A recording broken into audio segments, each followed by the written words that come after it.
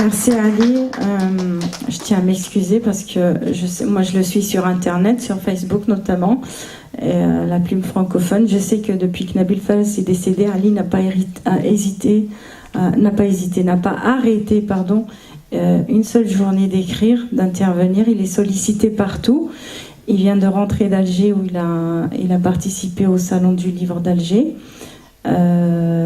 Je sais que tu es allé vers la Bretagne il y a un moment pour un colloque. Et puis à Paris, chaque fois que Paris, je sais pas, il y a d'autres endroits, on l'a sollicité pour écrire aussi des hommages un peu partout, y compris en kabyle. Voilà. Donc maintenant, je ne sais pas s'il y a quelque chose d'autre à rajouter. Bon, tu as fini ta présentation. J'ai fini, c'est peut-être un peu trop universitaire, du coup, s'il y a des questions, n'hésitez pas. Voilà, donc, ce qu'il y a à retenir, en fait, c'est que Nabil Fares fait un travail en 1986 déjà, qui est toujours actuel, qui, pour la première fois, et c'est la seule, un travail d'anthropologie littéraire. Il insiste beaucoup sur cette qualification, puisqu'il il a essayé d'intégrer l'anthropologie littéraire dans l'université française et algérienne, et malheureusement, il n'y est jamais arrivé. Donc, ce qu'il y a à retenir, c'est que Gustave Flaubert a écrit une œuvre pour dénoncer l'ennui en France, qui est la conséquence de l'ère industrielle. Dans ce roman, il reconnaît l'altérité de l'autre. Le Carthaginois est un être humain civilisé. Arrive un écrivain colonial, Louis Bertrand, qui se saisit de cette œuvre et de ses symboliques. Il les retourne contre Flaubert. Moi, j'ai dit donc une étude de Flaubert contre Flaubert. Nabil Fares a écrit l'erreur de Flaubert, mais cette fois-ci d'après le titre de Louis Bertrand. Donc Louis Bertrand se saisit de ces symboliques, il les retourne contre Flaubert et contre l'Afrique du Nord et sa population. L'Afrique du Nord devient un espace sauvage, un espace vide de culture qu'il faut absolument remplir par la colonisation. C'est-à-dire que Flaubert va servir à légitimer la colonisation. Et vous trouverez dans ce livre beaucoup d'extraits des textes de Louis Bertrand qui sont analysés très finement par Nabil Fares. Par la suite, donc face à cette littérature coloniale et à son succès, parce qu'elle avait un énorme succès, va se construire une littérature maghrébine, dont le fondateur est Jean Amrouche, qui vient se placer dans le lieu de la perte de la langue maternelle, perte des symboliques maternelles, et puis donc perte de l'oralité, puisqu'il va se mettre à écrire. Jean Amrouche est suivi par Kateb Yassine, Mouloud Feraoun, qui reproduisent chacun à sa façon, ou qui parlent chacun à sa façon de cette perte et reconstruit le sujet entre guillemets indigène, le sujet maghrébin, à travers l'écrit, à travers la poésie. Le déni et la désorientation identitaire qui sont donc le produit de la colonisation va se poursuivre après la colonisation avec des États en Afrique du Nord qui décident que l'Afrique du Nord est arabe et musulmane, avec une orientation bien précise, bien sûr. Il ne s'agit pas de dire qu'il n'y a pas d'arabophones ou de musulmans en Afrique du Nord, ce n'est pas ça, mais c'est une idéologie qui cherche tout simplement à reproduire la politique coloniale, qui a voulu à un moment enseigner la langue française pour tuer les langues locales et aussi les cultures locales, mais cette fois-ci, au lieu d'employer la langue française, on va employer la langue arabe. Au lieu d'envoyer des missionnaires chrétiens, on envoie cette fois-ci des religieux musulmans. Donc c'est la poursuite de la même politique avec d'autres références, et cette politique est dénoncée cette fois-ci par Khatebi et Medeb, qui sont tous les deux des arabophones. Khatebi qui lui reconnaît et travaille beaucoup sur l'origine berbère de l'Afrique du Nord, contrairement à Medeb. Mais en tout cas, les deux écrivains, après l'indépendance, vont continuer le travail poétique de Kateb Yassine, Feraoun, Jean Amrouche, à leur façon, bien sûr, pour essayer de construire cette fois-ci, de reconstruire le sujet maghrébin. Voilà. Alors, si vous pouvez vous lever et parler un petit peu plus fort, parce qu'on n'a pas le micro, je suis désolée. Vous voulez venir par là? Oui, il n'y a pas de souci.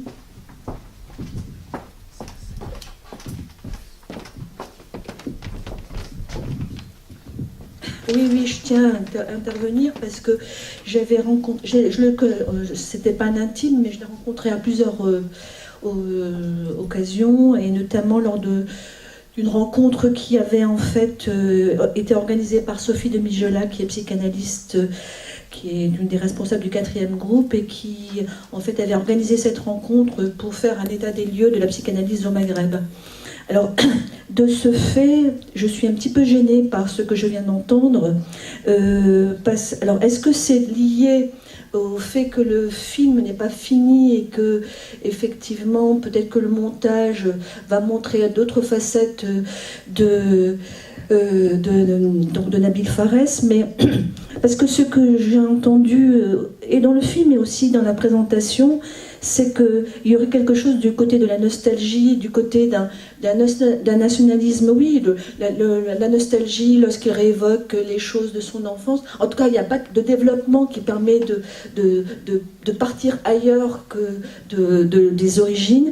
Il y a aussi quelque chose aussi qui est très présent, c'est le nationalisme, qui est en fait, où là la nation, en fait, ça n'est pas l'Algérie, c'est la Mazirde, c'est la Kabylie, et alors que Nabil Fares est un intellectuel qui a réalisé un travail par l'écriture et par la psychanalyse d'éloignement très important. Il s'est exilé dans la tête, dans l'écriture, loin de sa terre, loin des objets, loin de sa famille.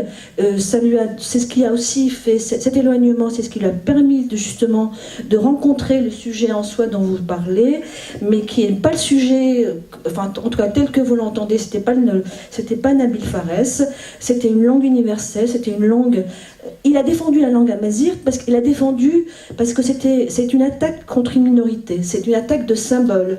Il aurait pas immigré à Paris, il aurait immigré en Bretagne, il aurait aussi soutenu la cause bretonne ou d'autres causes minoritaires.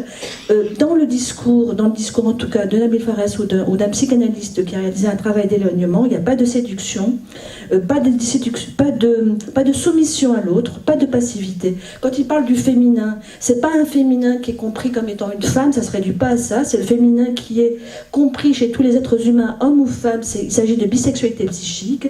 Alors c'est pour ça que j'interviens peut-être un petit peu de manière un peu agressive, je m'en excuse, mais ce serait pas loyal de réduire son héritage à une revendication régionaliste, il avait une appartenance universelle.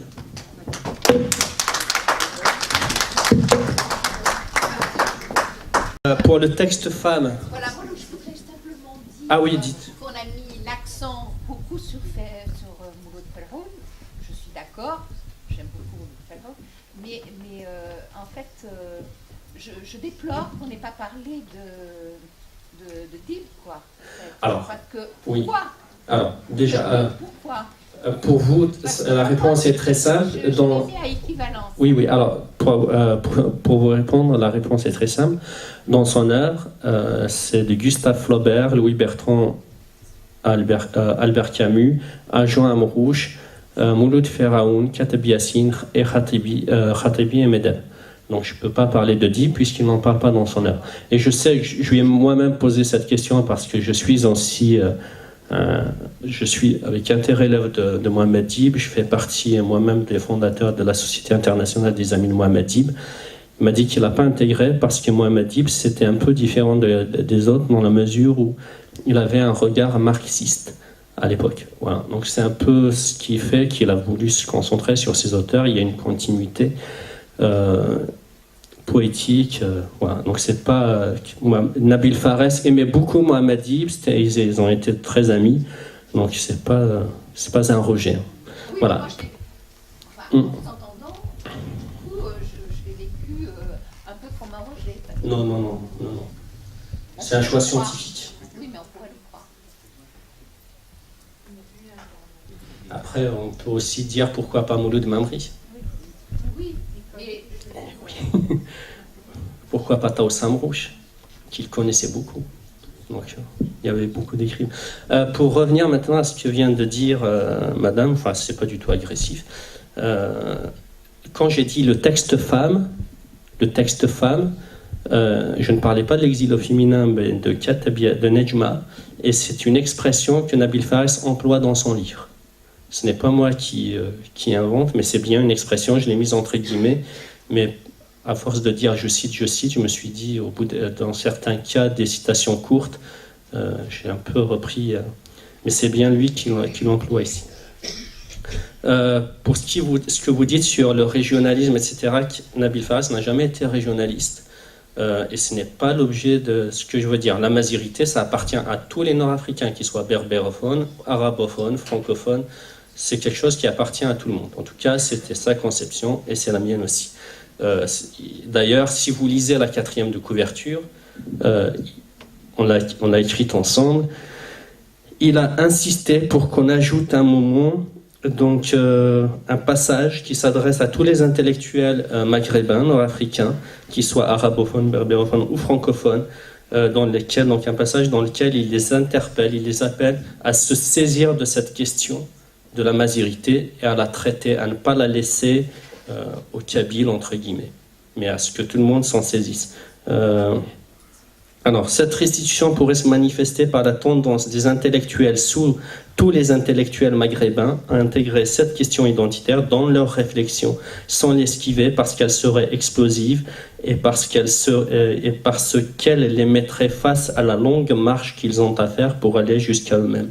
Cela est aussi le seul moyen pour eux de refuser la vassalité à l'égard des régimes et des identités politiques actuelles, comme le fit Jugurtha à l'égard de l'Empire romain.